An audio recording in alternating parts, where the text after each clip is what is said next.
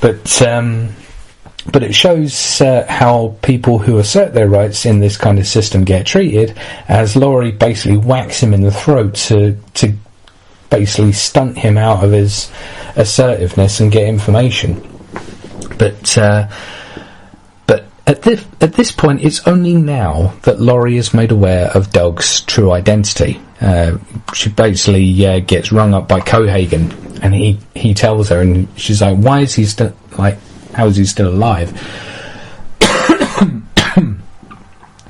Because really, she wanted to know who the hell she was dealing with, and she hadn't been told until this point. You know, this is a piece of information which could have made her job much easier. But fuck, you know, maybe that's why she's such a bitch, because she's always kept out of the loop. Now, speaking of intelligence operative friends, it is possible that Marek, Doug's new work colleague, who we see earlier in the film, who happens to overhear Doug's prior conversation about recall in the locker room and recommended Doug to ask for Mac. It is possible that this guy is another one of his friends from the agency, as it were, and as such instigated Doug going to recall so that his memory cap gets blown and he regains his prior memories and identity. You know, that's one thing that this film kind of hints to, because really, because in the 1990 version, Doug just expresses a will to go to recall. Harry tries to talk him out of it, you know, because he basically sees adverts. It's adverts that informs him about recall. Harry tries to talk him out of it, but he goes anyway. But in this film, there's actually a character that deliberately, gives him a card and basically says, "Ask for Mac." Now, whether that's just a coincidence, or whether the character of Marek is actually an undercover agent, I don't know. But anyway, carrying on with the story, Doug gets to the first bank, as it were, where the safe deposit box is, and along with all the provisions he needs, he sees a video log from himself. Obviously, I think it's like 6 weeks in the past, transmitted from a lab before his memory gets wiped. He's given confirmation that his existential crisis does have basis, and his real home address, which makes sense since he needs to re-establish his old identity and basically figure out the situation and get on top of it.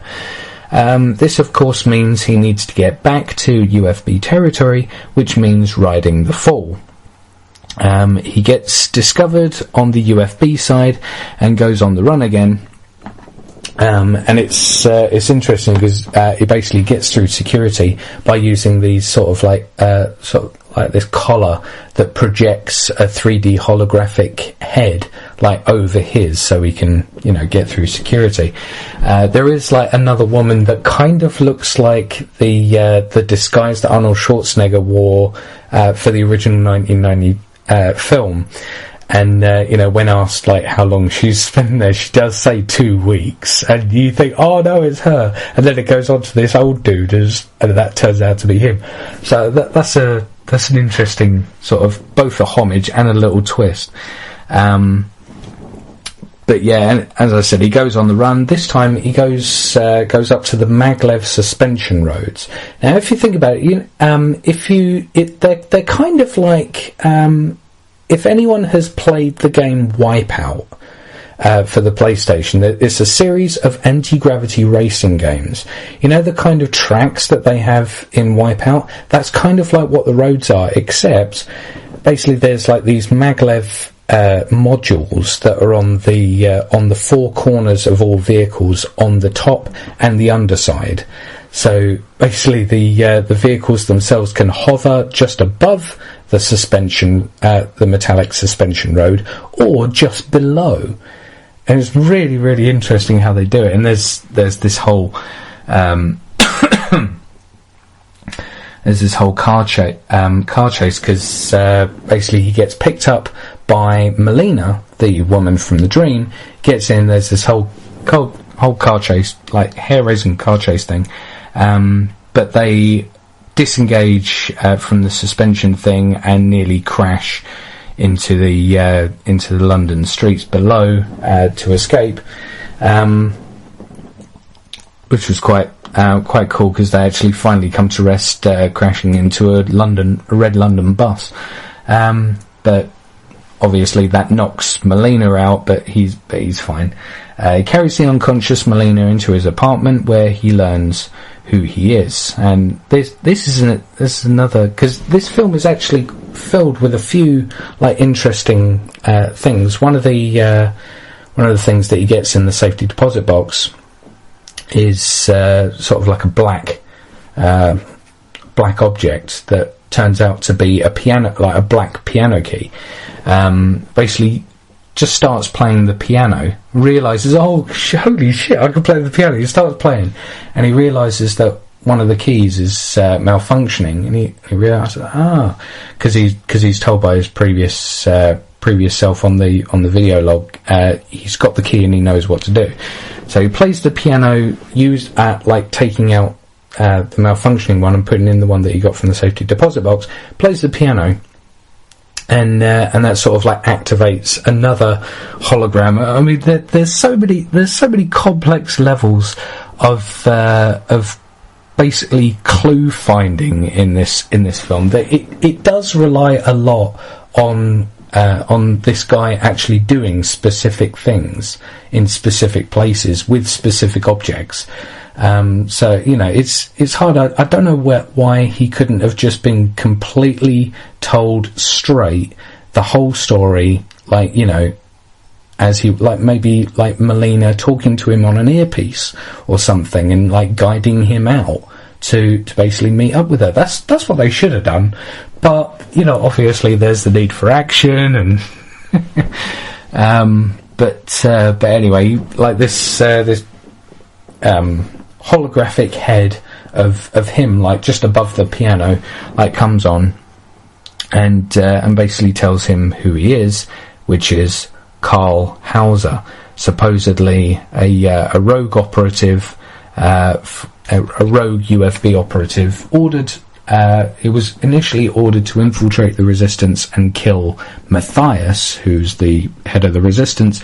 However, he met and fell for Melina. He began to work for the Resistance as well, and as it turns out, the terrorist activities were actually being carried out under the orders of Chancellor Cohaagen himself. And Cohaagen blames the Resistance. This, ladies and gentlemen, is otherwise known as false flag terrorism, something that establishment powers have done historically, not to point any fingers in any kind of directions, but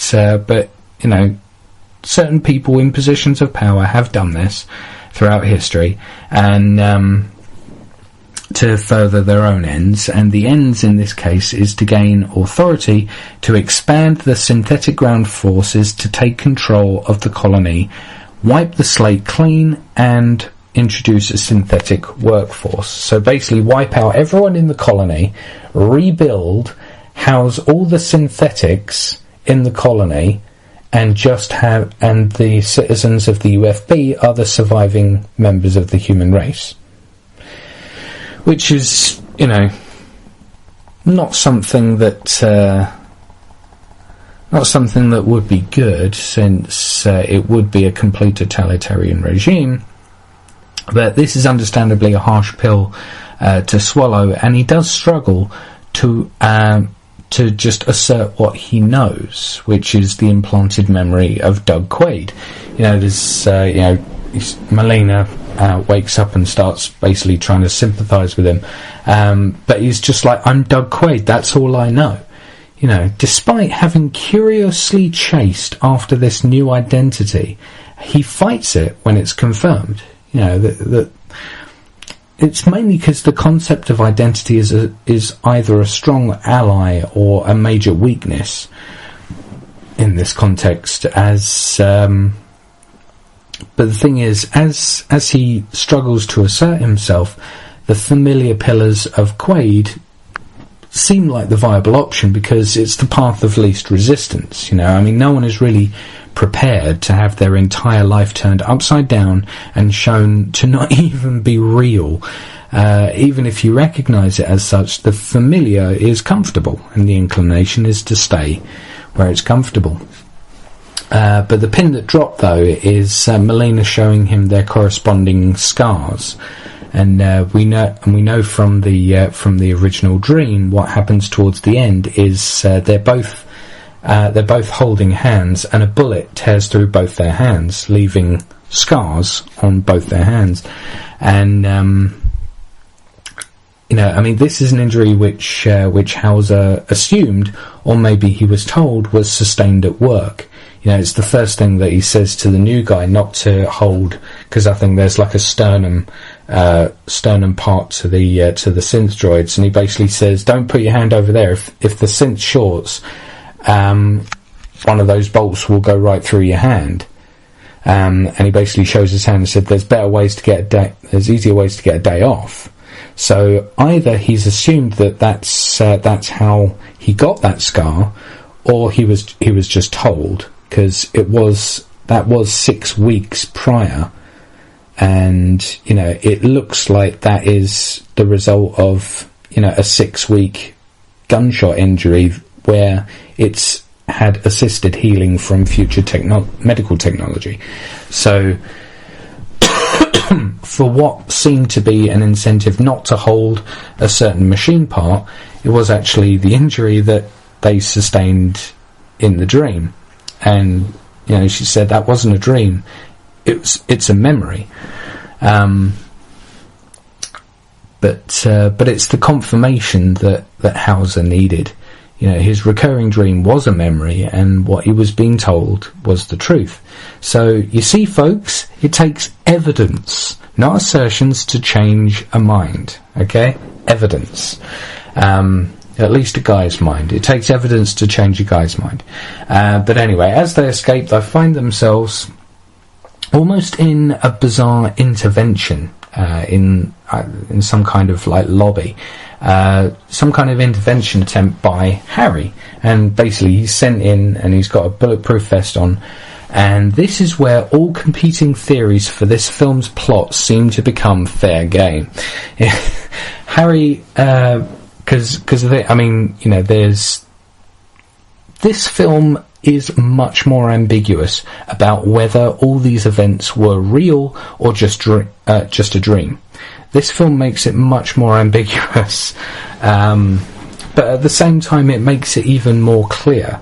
So, it's almost like this film has a placebo plot.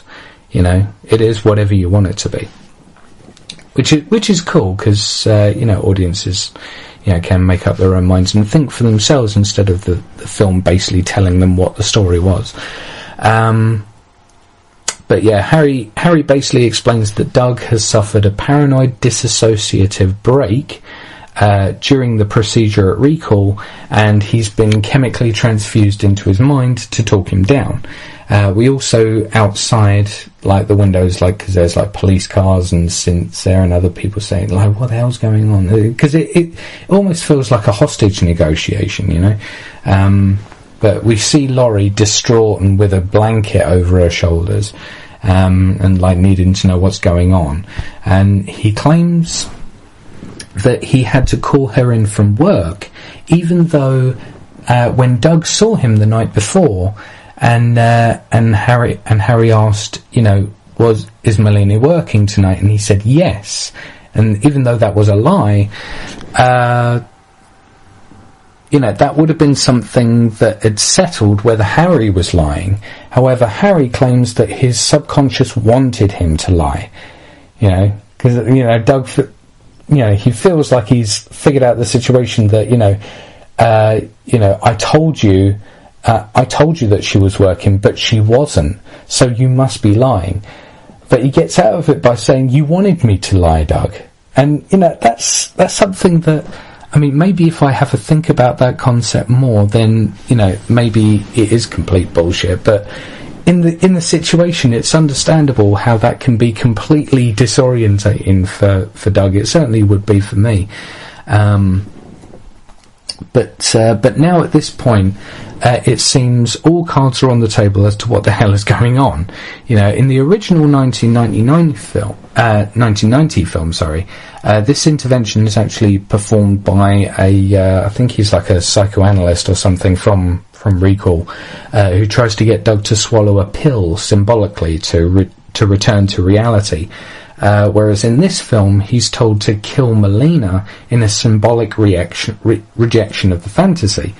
And very similar to how a bead of sweat signals him to kill the psychoanalyst, a single tear from Melina is what signals him to kill Harry.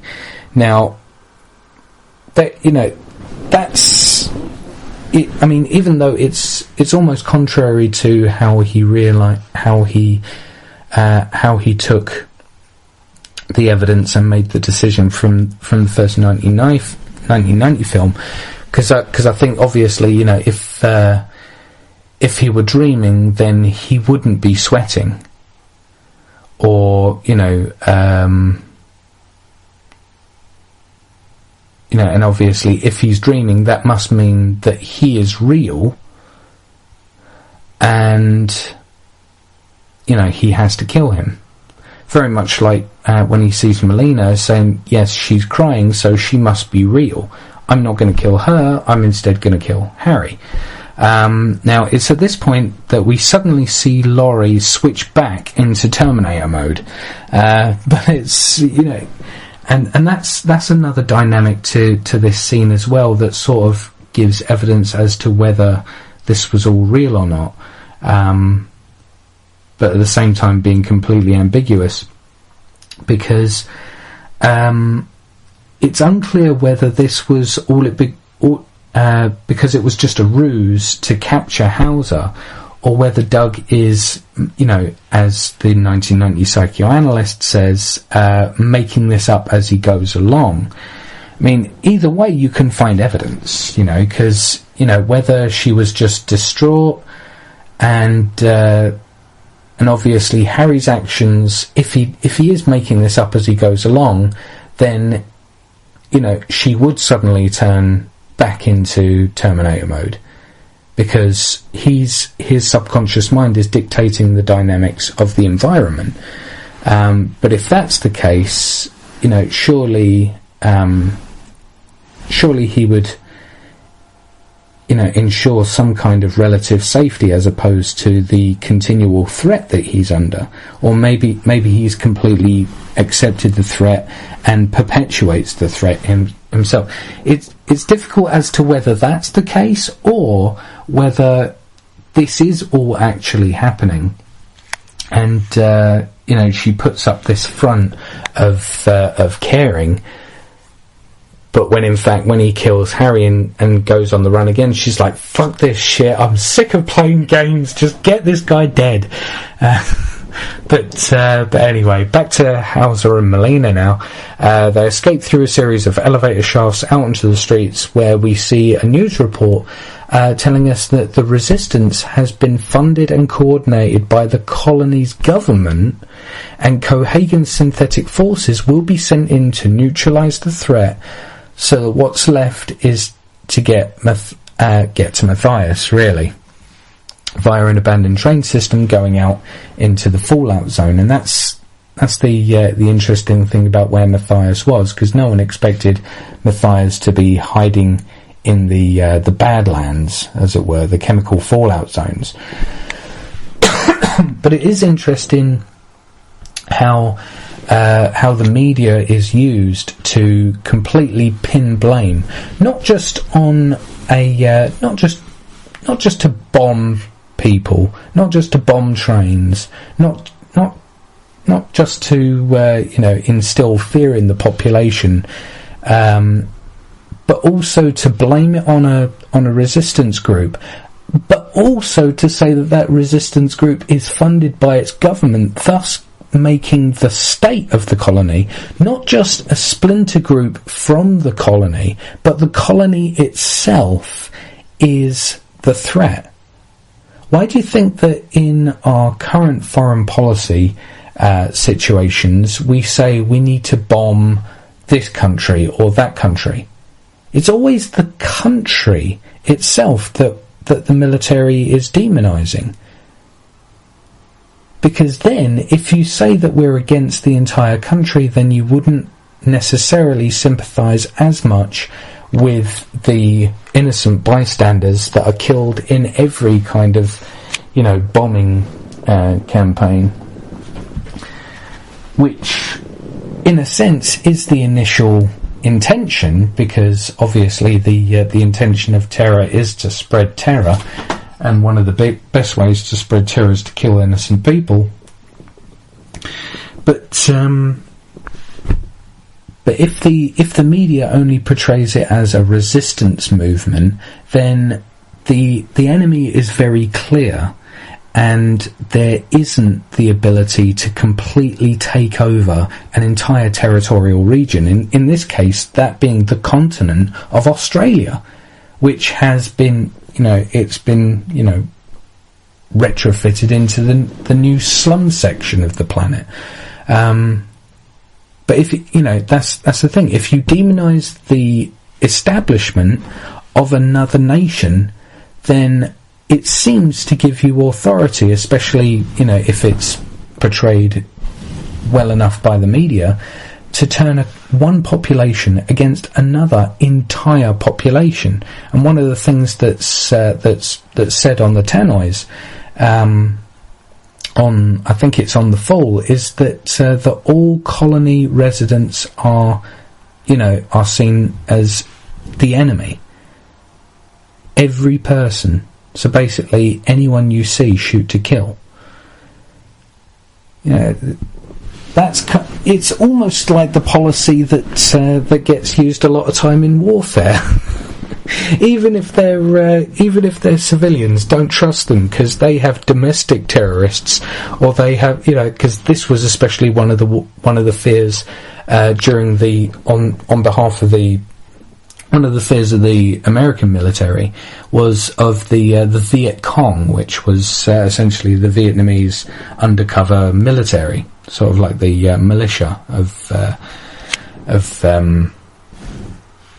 Vietnam. I mean, England. We had the same thing in England. It was called I think it was called the Home Front. So the Home Front, or the Home Guard, I think it was. Basically, people, military officers posing as civilians with concealed weapons, basically patrolling the streets looking like civilians, when in fact they could act as spies. We even did that in our country. So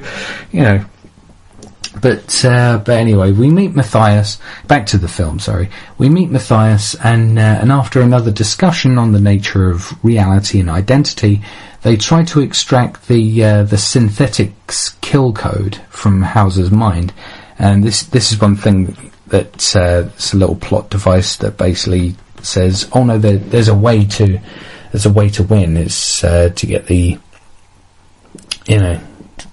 kill code for all the synthetics, which is obviously seemingly the best thing to do, when it turns out that there is no such thing as a kill code, and that was essentially Cohagen's plan all along, to get both Matthias and Hauser together. Whether this was this is obviously another instance where the federal police basically stormed the place, and it's not entirely clear exactly how they knew where Hauser was. Now, obviously, this may imply, this is twice now that it's implied that the UFB know where Hauser is, despite the fact that he's taken out his phone. There must be some other kind of tracking module on him, either that, or when they were trying to go through Hauser's mind with the machine and projecting out all the images, somehow that transmitted to the UFB his location or something. That's the thing that isn't completely certain in these films. Twice the UFB have been able to storm a place where Hauser was, and it wasn't entirely clear how they knew where he was.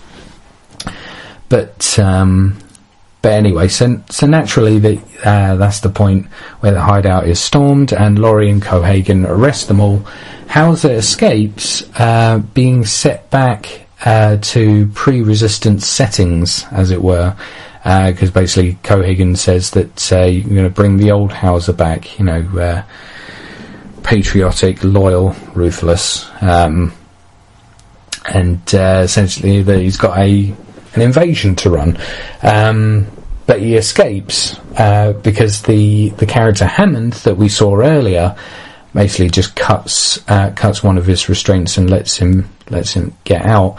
But Hammond dies shortly after, because I've actually watched it back and kept track of where Hammond goes, and he's basically standing up against a pillar, and you see one of the other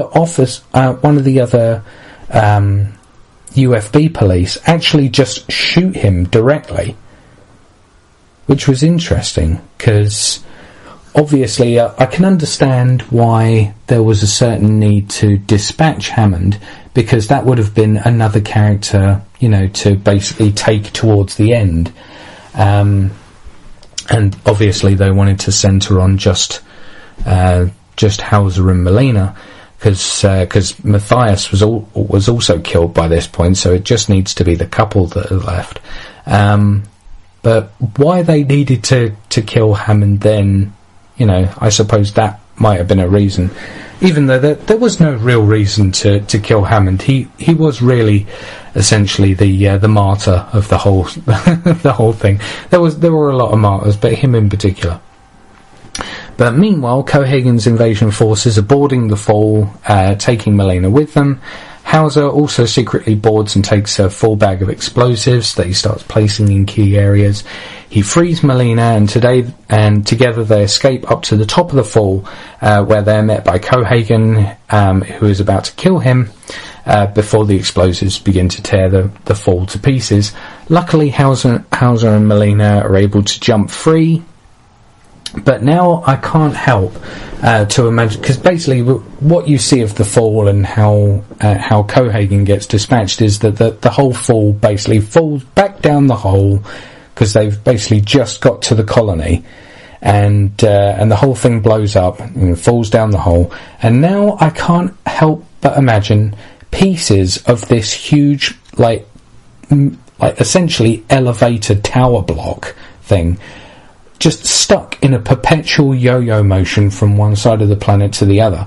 Because if you know your physics, then you will know that these pieces will just perpetually go down into the hole, down through the other side, almost to the top, then back down, and just yo-yo forever due to gravity. But yeah, you can imagine that's a fairly difficult clean-up operation to, how would they clean all that up? Or would they just maybe cover up the hole? I don't know. But anyway, Hauser wakes up in the back of an ambulance, which, with Laurie disguised as Melina, and after dispatching her, he's reunited with Melina once more. The colony is hailing the events as the dawn of a new age of freedom for the colony, and happy endings and all that jazz. Now, excuse me, the question is, that's the whole film. Now the question is, did this actually happen? Now obviously there's one of the reasons why one of the things that clued Hauser into the fact that it was Laurie and not Melina at the end is that she didn't have the scar on her hand. Now that really only confirms two things. One of them is that obviously it wasn't Melina, it was someone else, but also it establishes the reality that the dream was actually real. It doesn't necessarily, because there's nothing in the dream sequence that confirms exactly who he is, what he's actually doing. all that's implied is that they're in some kind of facility on the run to get out of there, and there's agents from the from UFB police trying to capture them. The rest of the whole situation is basically explained in the plot, but whether the events of the dream directly tie to what's actually explained